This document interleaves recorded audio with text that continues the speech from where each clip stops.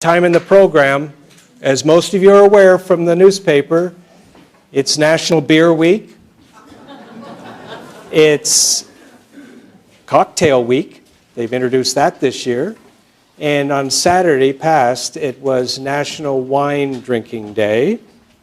So as a result, it would make sense that we would have a spokesperson appointed by the governor, Jan Brewer, to come out and talk a little bit about the alcohol world.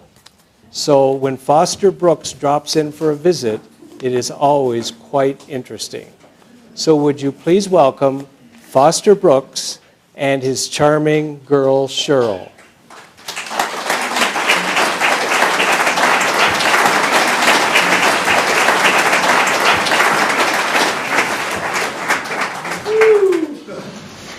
Welcome. Solo cup, solo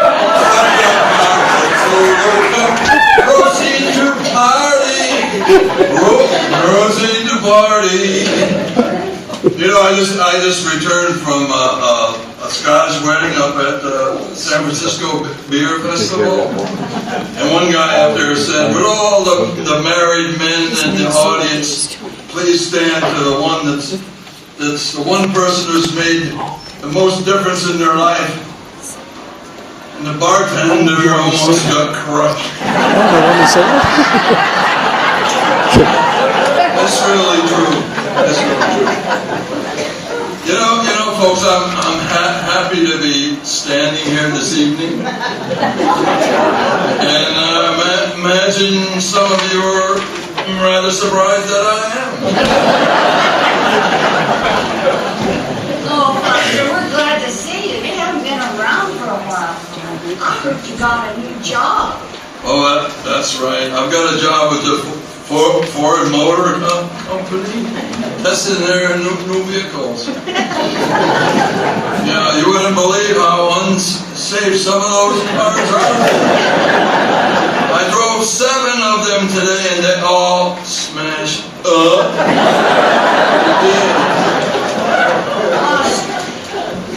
We really want to know where you're doing this driving. Well, the other day I had one of those cars out on I-17 over here. And I got a phone call from my wife telling me to be careful out there because there was some idiot driving the wrong way.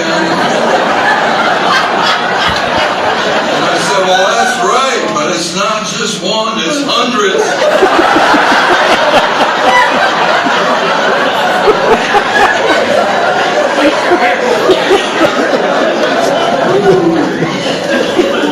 Speaking of your wife, how's things going there?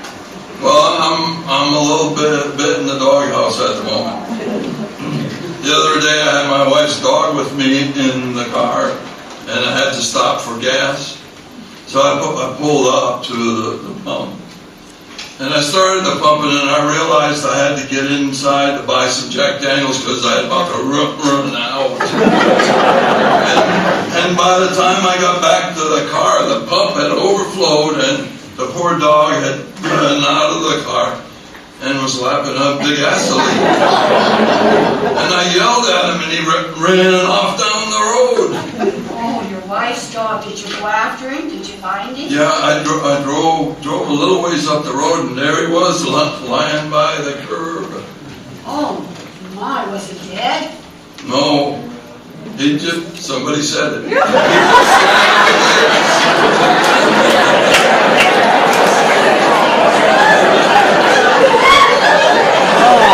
That's good, that's good. I know it's an old joke.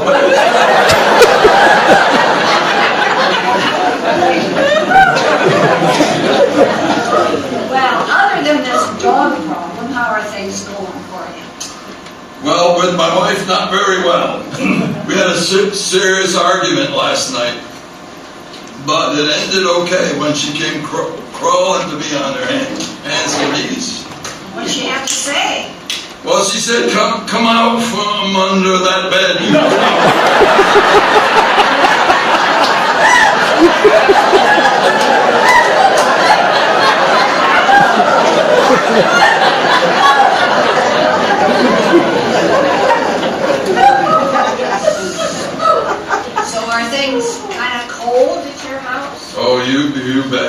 time my wife looks at me, the furnace comes on.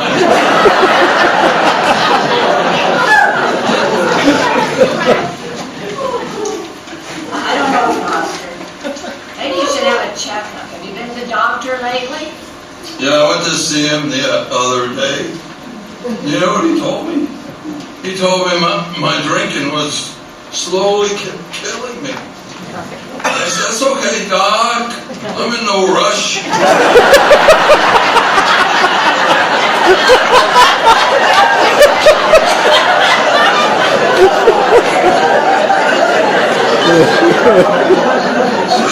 Speaking of drinking, the other day I was out with a couple of my friends and we had a few drinks, and I decided I was too drunk, so I decided to take a bus home. Oh, good. Smart move. Yeah, I arrived home safely, Sure. which was a real surprise since I had never driven a bus before.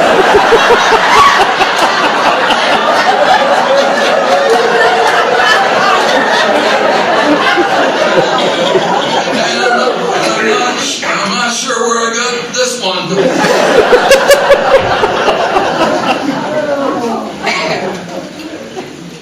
What else have you been up to lately? Well, we went up to Buffalo to visit the in-laws up there.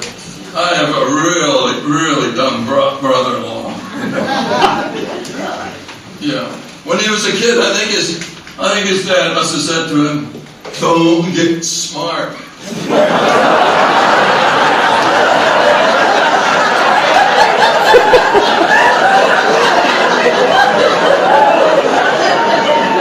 And he never did.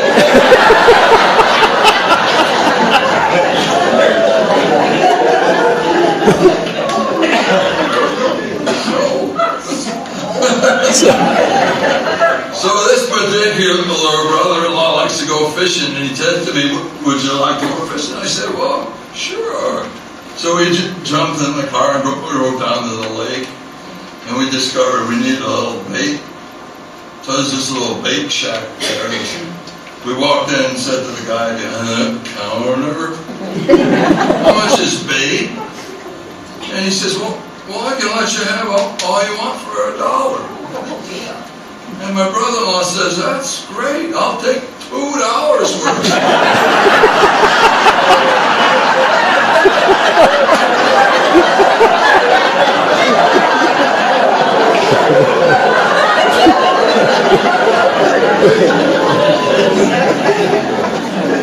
Did you do any other traveling this summer? Yeah, this past summer we went back to my hometown. It's a really small place, and everybody goes to church on Sunday. And we have this preacher there. He rides his bike everywhere. And this one particular Sunday, he was walking to church, and I said, "Well, where's your bicycle?" He said, "Somebody stole it." And I said, "Well, it ought to be easy enough to find it." How's that? Well, I told him when he preached the sermon today on the Ten Commandments, when he got to the part about thou shalt not steal, he should just look out at the congregation. And the one that looks guilty is the one that's got his bike. So he started preaching on the Ten Commandments, and when he got to the one about not stealing, he zipped right through it like it wasn't even part of the rest of them. So I said, after church, I told him, "Well, how come when you got to the commandment about stealing, you just skipped right over it?" Well, he said, "Because when I got to the commandment about thou shalt not commit adultery, I remembered where I left my bike."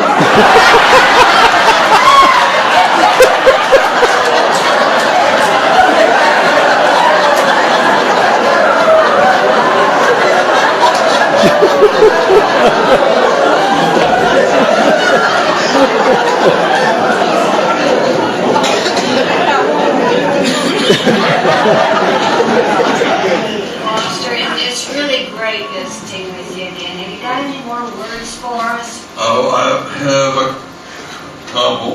I'd like to hear 'em. But did you know that when you drink vodka over ice, you could have kidney failure? And when you drink rum over ice, it can give you liver failure. And when you drink whiskey over ice, it can give you brain problems. Apparently, ice is really bad.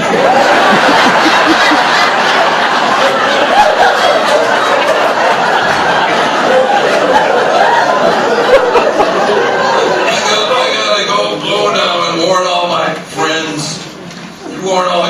You all warn your friends too. Have a good evening, folks.